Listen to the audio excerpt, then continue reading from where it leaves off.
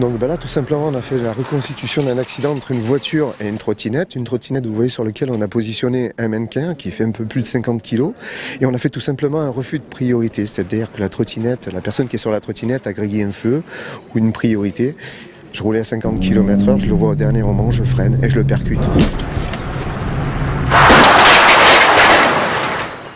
Là, on a vu le véhicule glisser sur un petit peu plus de 15 mètres. La personne qui était sur la trottinette, elle a volé sur un peu plus de 17 mètres. Le pare-brise a explosé, la tête du mannequin a heurté le pare-brise.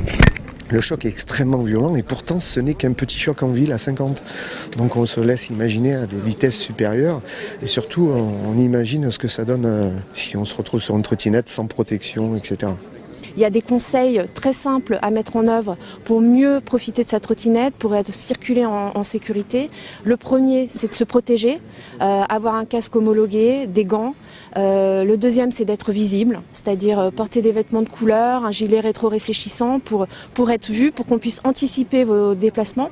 Et le troisième, je dirais que c'est de bien se comporter, c'est de respecter les règles du code de la route, notamment les feux, les autres usagers, et vous serez déjà plus en sécurité dans la circulation. Quand on a un choc en trottinette électrique, traumatisme crânien, c'est parmi les blessures les plus fréquentes, donc il est évident qu'un casque peut vous protéger et éviter peut-être une conséquence très grave.